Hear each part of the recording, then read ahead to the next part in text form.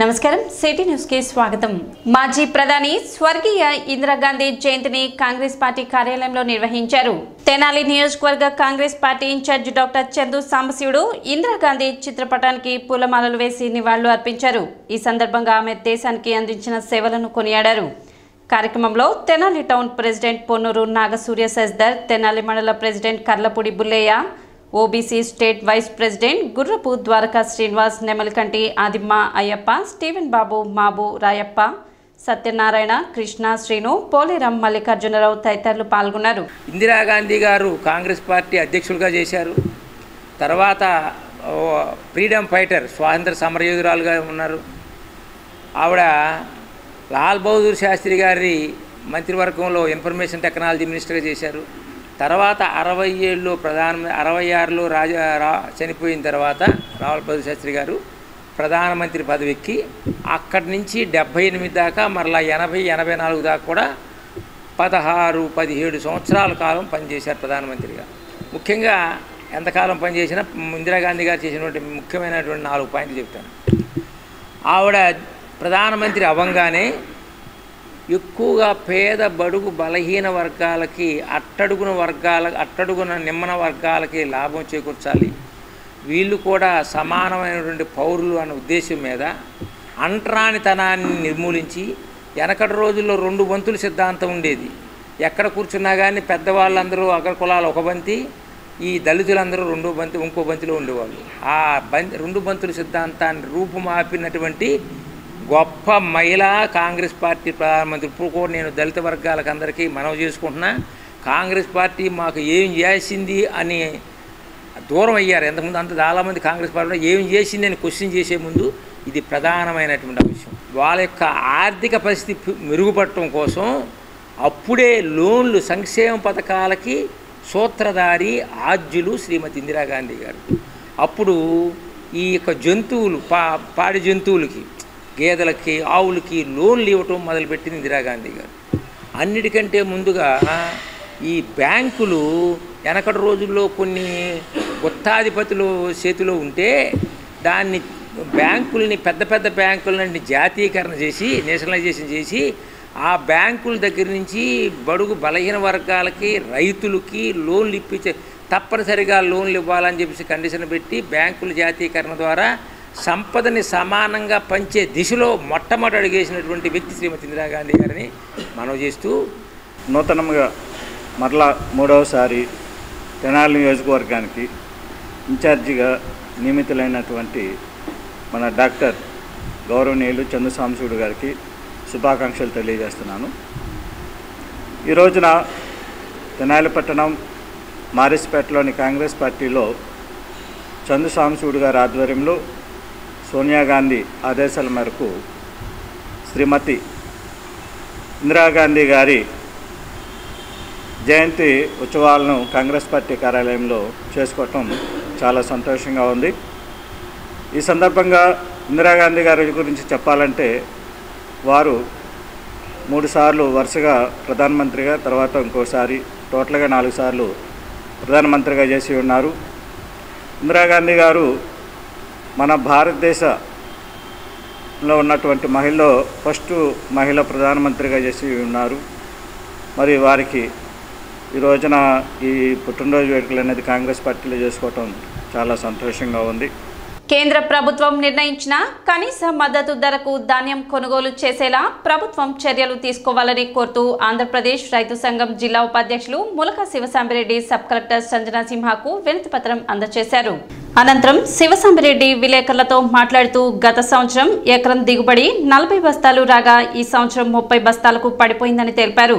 గత సంవత్సరం 75 కిలోల బస్తా 1800 రూపాయలు ఉంటే ఈ సంవత్సరం 1400 నుండి 1470 రూపాయలకే కొనుగోలు చేయడంతో రైతులు, కౌలు రైతులు ఆందోళన పడుతున్నారని తెలిపారు। ప్రారంభంలో ఈ విధంగా ఉంటే ముమ్మరంగా హార్వెస్ట్ జరిగితే ధర ఏ విధంగా ఉంటుందోనని అన్నారు। మరోవైపు 26 కిలోల బియ్యం ధర 1600 నుండి 1700 నడుస్తుందని చెప్పారు। కేంద్ర ప్రభుత్వం ప్రకటించిన విధంగా క్వింటాలు ధాన్యం ధర 2320 రూపాయలు, 75 కిలోల బస్తా 1740కు కొనుగోలు చేయడం వలన ఎకరానికి 8000 నష్టపోతున్నారని ఆయన ఆవేదన వ్యక్తం చేశారు। కనుక ప్రభుత్వం FCI సివిల్ సప్లైస్ రైతు సేవా కేంద్రాల ద్వారా కొనుగోలు చేసి రైతాంగాన్ని ఆదుకోవాలని విజ్ఞప్తి చేశారు. కనీస మద్దతు ధరకు ధాన్యం కొనుగోలు చేసి కౌలు రైతుల్ని ఆదుకోవాలని కోరుతూ సోమవారం ఆంధ్రప్రదేశ్ రైతు సంఘం Tenali division committee Tenali sub collector గారికి వినతి పత్రం ఇవ్వటం జరిగింది. వినతి పత్రాన్ని జాయింట్ కలెక్టర్ గారి దృష్టికి తీసుకెళ్ళి సమస్యని పరిష్కరించేందుకు చర్యలు తీసుకుంటామని సబ్ కలెక్టర్ గారు హామీ ఇచ్చారు. గత సంవత్సరం 75 కిలోల బస్తాను 1800కి కొనుగోలు చేసిన వ్యాపారులు ఈ సంవత్సరం 1400కి కొనుగోలు చేయటం వలన ఒక్క ఎకరానికి కౌలు రైతులకి 8,000 రూపాయలు నష్టం జరుగుతుంది. కాబట్టి రైతుల్ని ఆదుకోవాలి. అదేవిధంగా అనేక రకాలుగా వ్యవసాయ ఖర్చులు విపరీతంగా పెరిగిపోతున్న పరిస్థితుల్లో ధాన్యం రైతు దగా పడకుండా ప్రభుత్వం ఆదుకునేందుకు FCI civil supplies Rythu Bharosa కేంద్రాల ద్వారా కొనుగోలు చేసేలా చర్యలు తీసుకోవాలి విజ్ఞప్తి చేశారు. గాంధీ కూరగాయల మార్కెట్లో ఆక్రమణదారులు వెంటనే ఖాళీ చేయాలని మున్సిపల్ కమిషనర్ బండి శేషన్న హెచ్చరించారు. గాంధీ మున్సిపల్ కూరగాయల మార్కెట్ వద్ద municipal chairperson Tadiboyina Radhika, commissioner Bandi శేషన్నలు కూరగాయల వ్యాపారస్తులు, చేపల విక్రయదారులతో సమావేశాన్ని నిర్వహించారు. మంత్రి నాదెండ్ల మనోహర్ ఆదేశాల మేరకు వ్యాపారస్తుల సమస్యలు తెలుసుకుని పరిష్కరించేలా కృషి చేస్తామని, అదే సమయంలో అక్రమంగా మార్కెట్లో వ్యాపారాలు చేస్తున్న ఆక్రమణదారులు వెంటనే మార్కెట్ను ఖాళీ చేయాలని కమిషనర్ హెచ్చరించారు. 15 సంవత్సరాల కిందట ఎంతో ఉదాత్తమైనటువంటి ఆశయంతో ఈ యొక్క ప్రాంగణంలో మంచి అధునాతన సౌకర్యాలతోటి ఒక మార్కెట్ను ఏర్పాటు చేయడమైంది.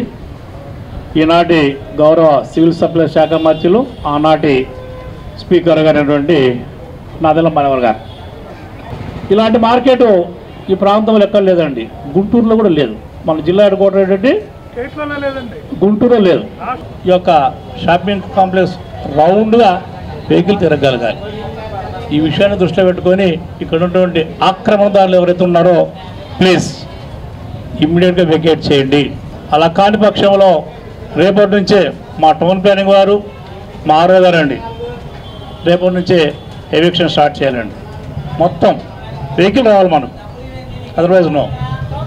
సో దీన్ని మీరు గమనించుకోండి. 154 షాపులు ఉన్నాయి. ఇక్కడ 154 మంది కూడా దీనికి సంబంధించినటువంటి ఓనర్సు. అందువల్ల ప్రతి ఒక్క షాప్దారుడు కూడా ఫ్రీగా ఫెయిర్గా ఆయన షాప్ ఏదైతే ఉందో అక్కడికి వాళ్ళు ఎవరైతే షాప్లోకి వస్తుంటారో వాళ్ళందరూ కూడా వచ్చిపోగలగాలి. ఎవరికి ఇల్లీగల్ చేసేటువంటి రైట్ లేదు. దీన్ని మీరు గుర్తిస్తే కనుక ఈ మిగతా విషయాలన్నీ కూడా మేము అవన్నీ రెక్టిఫై చేయాలనేసి ఈరోజు మేము ఇద్దరం కలిసి వచ్చాము ఇక్కడికి. పూర్వం వైభవం ఈ మార్కెట్ని మళ్ళీ తీసుకురావాలని కోరుకుంటున్నాను. బిల్లింగ్ టైం అయిపోతానా మేము ఇక్కడికి షిఫ్ట్ అవ్వాల్సి వస్తుంది కాబట్టి మీరు మాకు సహకరించండి. ఎవరు షాపుల ముందర వాళ్ళు శుభ్రంగా ఉంచుకుంటాం. మీకు ఏదైనా సమస్యలు ఉంటే మేము పరిష్కరిస్తాం. దాని గురించి మీ ఇబ్బంది ఏం లేదు. మీ సమస్యలు చెప్పారు కాబట్టి అవి కూడా త్వరలోనే పరిష్కరిస్తాం. మీరు కూడా మాకు సహకరిస్తే ఇంకా బాగుంటుంది. కూరగాయల వ్యాపారస్తులు అధికారుల దృష్టికి పలు సమస్యలు తీసుకొచ్చారు. పారిశుద్ధ్య పనులు ప్రతిరోజు సక్రమంగా జరగడం లేదని, టాయిలెట్స్ ప్రాబ్లంగా ఉన్నాయని తెలిపారు. ప్రతిరోజు చెత్త తీసుకువెళ్లేలా తాము శ్రద్ధ వహిస్తామని కమిషనర్ వారికి తెలిపారు. అదే ఆ ఊడిపి ఛార్జ్ మటుకు మీరు ఒకసారి మీరు లోనకి వెళ్ళి చూసిరండి. అంటే ఇద్దరు వచ్చారు కదా, చూసినట్టు ఎట్లా ఉందో మార్కెట్. ఎందుకని మేము ఎంత కడుతున్నాం డబ్బులు సంవత్సరం ఇప్పుడు 10 లక్షలు కడుతున్నాం అంటే నేనంటే కదా మా పార్టీ ఎవరైనా కట్టాలా? 10 లక్షలు దేనికి కడుతున్నాం? ఎక్స్ట్రా మీరు శుభ్రం క్లీన్ చేయడానికి. దానివల్ల మీరు దగ్గర ఉండి ఒకసారికి 2 సార్లు ఎప్పుడో నెలకో 2 నెలలకో 3 నెలలకో ఒకసారి వచ్చి మార్కెట్ చూడండి. ఎందుకంటే ఇది కొన్ని వందల మందికి సంబంధించింది. ఇది కొన్ని వందల మందికి సంబంధించిందమ్మా. ఇది మీరు నెలకో 2 నెలలకో 3 నెలలకో ఒకసారి వచ్చి మార్కెట్ ఎట్లా ఉంది, ఏంటి పరిస్థితి ఏంటి అని చూడాలా. మీ బాధ్యత ఇది. మేము స్వీపింగ్ ఛార్జెస్ మీకు ఇస్తున్నాం కదండి, అందువల్ల క్లీనింగ్ యాక్టివిటీ చేయాలనేసి అన్నారు. నేను ఇందాక చెప్పాను, స్వీపింగ్ ఛార్జెస్ మీరు ఇస్తుంటే కనుక క్లీనింగ్ బాధ్యత అంతా మాది అని చెప్పాను, ఆల్రెడీ మాది అని చెప్పేశాను. సో అందువల్ల దాంట్లో ఏదైతే ఉందో అదే ఫాలో అవుతుందని కూడా చెప్పాను. ఎనీహౌ మీరు చెప్పారు, ఆల్రెడీ ఉంది, దాన్ని ఫాలో అవుతాం. వర్కర్స్ తరఫున బాత్రూమ్స్ ఏర్పాటు చేయమంటున్నామండి. టాయిలెట్లు లేవు ఇక్కడ, టాయిలెట్ కానీ 10 రూపీస్ అడుగుతున్నారు. ఇక్కడ షుగర్ పేషెంట్ ఉన్నారు మార్కెట్లో వర్కర్స్, డైలీ 10 సార్లు వెళ్తారు. 100 టాయిలెట్లకి అయిపోతున్నాయి, మాకు ఇచ్చేది 400 శాలరీ, కొంచెం టాయిలెట్లు కూడా ఏర్పాటు చేయమని అడుగుతున్నాం. అదేవిధంగా మున్సిపాలిటీకి కట్టాల్సిన బాకీలను వెంటనే చెల్లించాలని వ్యాపారస్తులను విజ్ఞప్తి చేశారు. ఈ కార్యక్రమంలో ఎంహెచ్ఓ హెలెన్ నిర్మల, మున్సిపల్ అధికారులు, హోల్సేల్ కూరగాయల వ్యాపారస్తులు తదితరులు పాల్గొన్నారు. సబ్ కలెక్టర్ కార్యాలయంలో గ్రీవెన్స్ కార్యక్రమం నిర్వహించారు. సబ్ కలెక్టర్ సంజనా సింహ గ్రీవెన్స్ సెల్లో ప్రజల నుండి అర్జీలను స్వీకరించారు. ఈ సందర్భంగా సబ్ కలెక్టర్ మాట్లాడుతూ ప్రతి సోమవారం గ్రీవెన్స్ సెల్ నిర్వహించి ప్రజల సమస్యలు తెలుసుకోవడం జరుగుతుందని, ఈ రోజు మొత్తం 9 ఫిర్యాదులు అందాయని, సంబంధిత అధికారులకు వాటిని పంపి సత్వరమే సమస్యలు పరిష్కరించేలా కృషి చేస్తామని సబ్ కలెక్టర్ సంజనా సింహ తెలిపారు. కార్యక్రమంలో పలు ప్రభుత్వ శాఖల అధికారులు పాల్గొన్నారు. మనం ప్రతి సోమవారం ప్రజలకి ఏవైతే సమస్యలు ఉన్నాయో వాటి పరిష్కారం గురించి పీజీఆర్ఎస్ కండక్ట్ చేస్తాము. ఈరోజు సబ్ కలెక్టర్ ఆఫీస్లో టోటల్గా 9 గ్రీవెన్సెస్ వచ్చాయి. హౌసింగ్కి సంబంధించి 1, రెవెన్యూకి సంబంధించి 5, మున్సిపాలిటీకి కార్పొరేషన్కి సంబంధించి 2, తర్వాత నరేగాకి సంబంధించి 1. సో వీటన్నిటినీ కూడా డెసిగ్నేటెడ్ ఆఫీసర్స్కి మేము ఆన్లైన్లో గ్రీవెన్సెస్ని అలాట్ చేయడం జరిగింది. ఏదైతే మనకి ఎస్ఎల్ఏ పీరియడ్ ఉంటుందో దాని లోపల వాళ్ళు పరిష్కరించాల్సి వస్తుంది.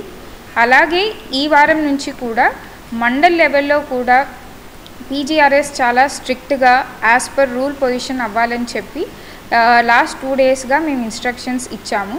సో మండల్ లెవెల్లో ఎంఆర్ఓ ఆఫీస్ లేకపోతే ఎంపీడీఓ ఆఫీస్లో అందరు మండల్ స్థాయి అధికారులు అటెండ్ అవ్వాలి. అండ్ అక్కడ ఎన్ని గ్రీవెన్సెస్ అవుతాయో అవి కూడా మానిటర్ చేసి, యావరేజ్ నంబర్ ఆఫ్ గ్రీవెన్సెస్ తక్కువ ఉంటే ఎందుకు అక్కడ గ్రీవెన్సెస్ రావట్లేదు, ప్రజలకి కావాల్సిన అవేర్నెస్ అక్కడ లేదా అని కూడా చూసి మానిటర్ చేయడం జరుగుతుంది. సిటీ న్యూస్ ఇంతటితో సమాప్తం. నమస్కారం.